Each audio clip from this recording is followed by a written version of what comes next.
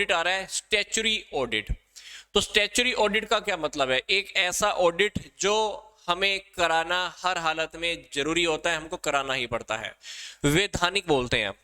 तो वैधानिक ऑडिट के अंदर कुछ रूल्स एंड रेगुलेशन ऐसी होती हैं जिनके अकॉर्डिंग हमको ऑडिट करवाना होता है। ये लिखा हुआ है, कुछ रूल्स एंड रेगुलेशन ऐसे होते हैं जिनके अकॉर्डिंग हमको ऑडिट कराना होता है।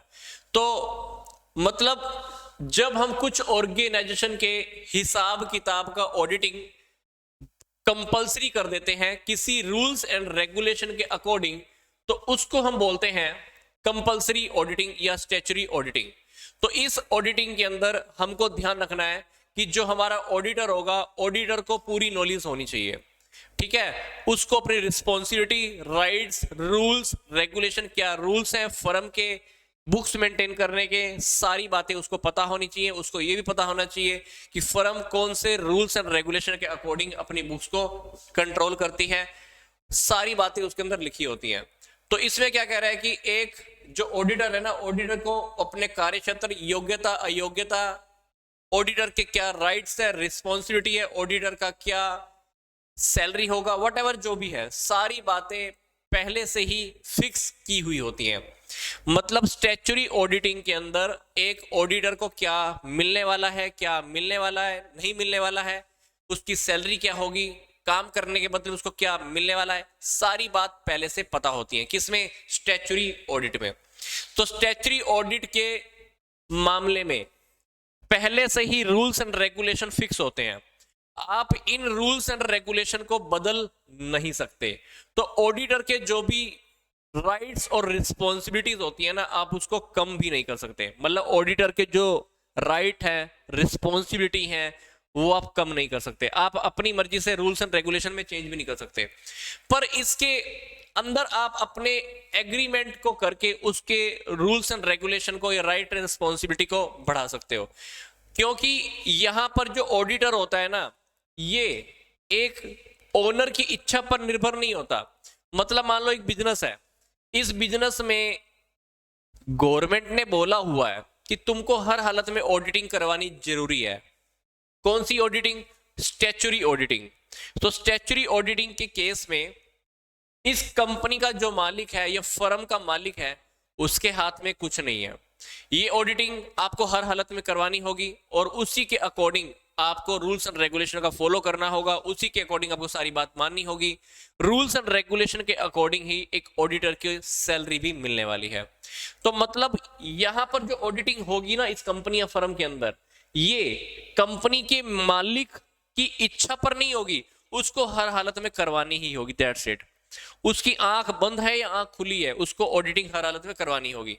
तो इसलिए हम इसको बोलते हैं कंपलसरी ऑडिटिंग। तो कहता है कि कुछ ऐसी ऑर्गेनाइजेशन है जिसमें ऑडिटिंग करवाना बहुत जरूरी है हर हालत के अंदर। कौन कौन सी ऑर्गेनाइजेशन है? नंबर 1, कंपनी एक्ट 2013 या उससे पहले में जितने भी रजिस्टर्ड जॉइंट स्टॉक कंपनीज हैं, उनको सबको ऑडिटिंग करवाना कंपलसरी है। बैंकिंग कंपनी अधिनियम 1949 के द्वारा जो भी कंट्रोल्ड बैंकिंग कंपनीज हैं, उनको भी ऑडिटिंग करवाना कंपलसरी है।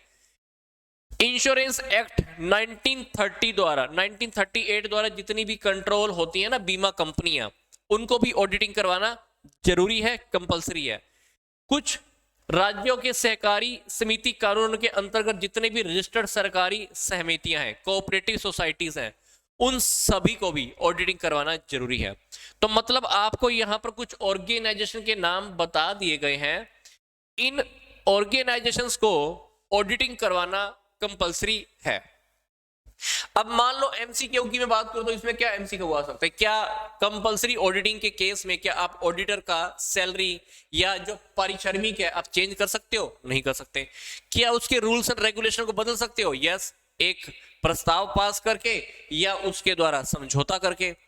क्या ऑडिटर के अपने कुछ फिक्स रूल्स एंड रेगुलेशन होते हैं? यस, उसके फिक्स रूल्स एंड रेगुलेशन होते हैं जिसको फॉलो करने पड़ते हैं। फिर स्टैच्यूटरी ऑडिटिंग के केस में क्या एक फर्म के ओनर की इच्छा होती है क्या उसको अपॉइंट करें? तो आपका आंसर होगा नहीं, उसकी इच्छा पर नहीं होता। ये जो ऑडिटिंग होती है करानी कंपलसरी होती है। फिर आपसे ये चार बातें भी पूछ सकता है, ऐसी कौन सी ऑर्गेनाइजेशन है जिनके अंदर ऑडिटिंग करवाना कंपलसरी है। तो ये चार लाइनें आपको पता होनी चाहिए। मान लो आपसे पहली लाइन वो पूछ ले कि कंपनीज एक्ट 2013 के अकॉर्डिंग जो रजिस्टर्ड ज्वाइंट स्टॉक कंपनी है, क्या उसमें कंपलसरी ऑडिटिंग होता है या नॉर्मल होता है, इंटरनल होता है, एक्सटर्नल होता है, कौन सा होता है? तो आपका आंसर होना चाहिए स्टैच्यूटरी ऑडिट होता है, मतलब कंपलसरी वाला ऑडिट होता है।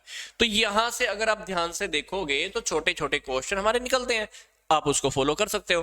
तो ये वाला जो पहला मैंने टाइप्स ऑफ ऑडिट का टॉपिक बताया, इसको हम बोल सकते हैं स्टैच्यूटरी ऑडिट, बोले तो कंपलसरी ऑडिट। आपकी मर्जी के ऊपर नहीं है कि आप ऑडिटिंग करवाओगे तब ऑडिट होगा, नहीं, आपको हर हालत में ऑडिटिंग करवाना ही पड़ेगा, दैट इज स्टैच्यूटरी ऑडिटिंग। फिर जो हमारा है नेक्स्ट वो है प्राइवेट ऑडिट।